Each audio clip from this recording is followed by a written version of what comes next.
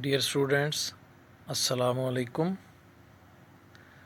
We have learned addition of two or more forces by head to tail rule.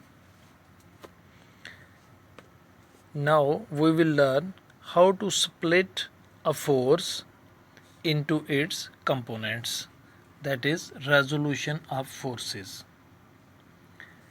यानी दो या दो से ज़्यादा फोर्सेस को ऐड करने का तरीका सीखने के बाद अब हम सीखेंगे कि एक फोर्स को उसके कंपोनेंट्स में यानी दो हिस्सों में कैसे स्प्लिट किया जा सकता है। लेकिन इससे पहले हम ट्रिग्नोमेट्रिक रेशोज़ के बारे में सीखेंगे कि ट्रिग्नोमेट्रिक रेशोज़ क्या हैं।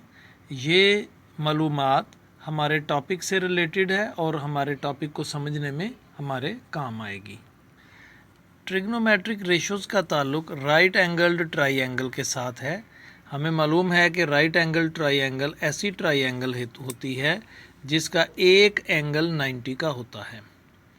यहाँ ये जो पिक्चर आपको नज़र आ रही है इसमें एक ट्राइंगल दिखाई गई है ABC। इसमें एंगल C जो है ये राइट एंगल यानी 90 का एंगल है। एक और एंगल A जो है ये इसको हम थीटा कहते हैं। थीटा से मुराद ऐसा एंगल है जिसको हम रेफरेंस के तौर पे इस्तेमाल करेंगे। तो अब इस एंगल को अगर आप देखें तो राइट एंगल के सामने वाली साइड यानी AB, ये जो ट्राइंगल की साइड है राइट एंगल के सामने जो है इसको हम हाइपोटेन्यूज कहते हैं। अब थीटा के सामने वाली जो साइड है यानी BC, इसको हम परपेंडिकुलर कहते हैं। और राइट एंगल और थीटा के दरमियान जो साइड है इसको हम बेस कहते हैं। तो इनमें से ये जो इसकी तीनों साइड्स हैं, इन साइड्स के में से किसी भी दो साइड्स के दरमियान जो रेशो है उसको हम ट्रिग्नोमेट्रिक रेशो कहते हैं। तो अभी हम देखते हैं कि एक रेशो ये हो सकती है परपेंडिकुलर ओवर हाइपोटेन्यूज।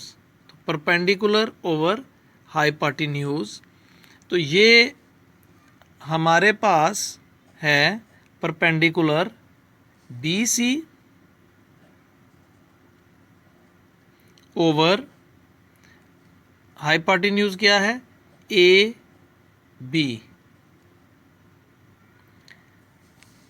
इसी तरह बेस ओवर हाइपोटेन्यूज ये भी एक रेशो हो सकती है, बेस ओवर हाइपोटेन्यूज। तो बेस है हमारे पास AC और हाइपोटेन्यूज AB। और एक और रेशो परपेंडिकुलर ओवर बेस है यानी परपेंडिकुलर ओवर बेस। तो ये भी रेशो हो सकती है। परपेंडिकुलर हमारे पास है BC ओवर AC। तो ये तीन रेशोज़ अभी हमने यहाँ लिखी हैं। तो इनको ट्रिग्नोमेट्री में ख़ास नाम दिया जाता है। मसलन परपेंडिकुलर ओवर हाइपोटेन्यूज को हम कहते हैं साइन।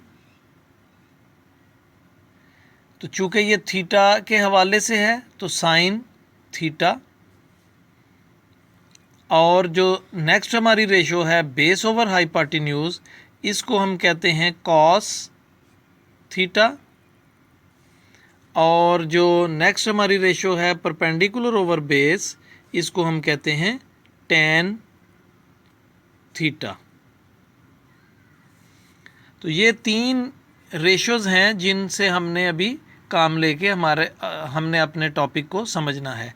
तीन और भी रेशोज़ हैं जो इनके इन्वर्स हैं, मसलन hypotenuse over perpendicular, hypotenuse over base, base over perpendicular, लेकिन उनको अभी हम यहाँ पे डिस्कस नहीं करेंगे। अभी हम इन तीन रेशोज़ को ही समझेंगे जो कि हमारे लिए हेल्पफुल होंगी।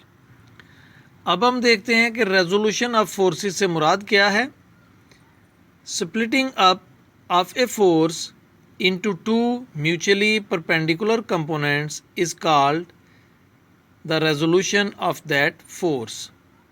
यानी एक फोर्स को दो म्यूचुअली परपेंडिकुलर कंपोनेंट्स में तकसीम करने के अमल को रेजोल्यूशन ऑफ फोर्स कहा जाता है। पर म्यूचुअली परपेंडिकुलर कंपोनेंट से मुराद क्या है कि वो दोनों कंपोनेंट्स एक दूसरे के साथ 90 का एंगल बनाते हैं, इसीलिए उनको परपेंडिकुलर कंपोनेंट्स कहा जाता है। तो आज के लिए अभी हम देखते हैं होमवर्क। क्वेश्चन 1 है डिफाइन रिजल्टेंट फोर्स, और ये बुक के ऊपर है पेज 86 पे। इसको ज़रा देखते हैं। ये जो बॉटम पे है इसका पैराग्राफ पिंक में, a resultant force is a single force, ये सारा पैराग्राफ आपने रिजल्टेंट फोर्स के तौर पे नोट करना है। नेक्स्ट क्वेश्चन है what is head to tail rule. तो इसका आंसर भी बुक पे पेज 103 पे समरी में है, फोर्थ पैरा जो है। तो ये पेज 103 पे है, fourth para. A graphical method use to find the resultant of two or more forces is called head to tail rule. तो ये शॉर्ट आंसर है। नेक्स्ट हमारा क्वेश्चन है how head to tail rule helps to find the resultant of forces. तो इसका answer यहाँ लिख दिया गया है और ये पिक्चर मैं आपको साथ सेंड कर दूँगा, ये आप नोट कर लीजिएगा। और आज के लिए लास्ट हमारा है what do you mean by resolution of force. तो इसका बुक पे आंसर है पेज 88 पे, ये पिंक पैराग्राफ जिसको अभी हमने पढ़ा भी है और थोड़ा सा डिस्कस भी किया है। तो आज के लिए इतना ही, कल इंशाल्लाह दोबारा इस टॉपिक पे मज़ीद बात करेंगे। अल्लाह हाफिज़।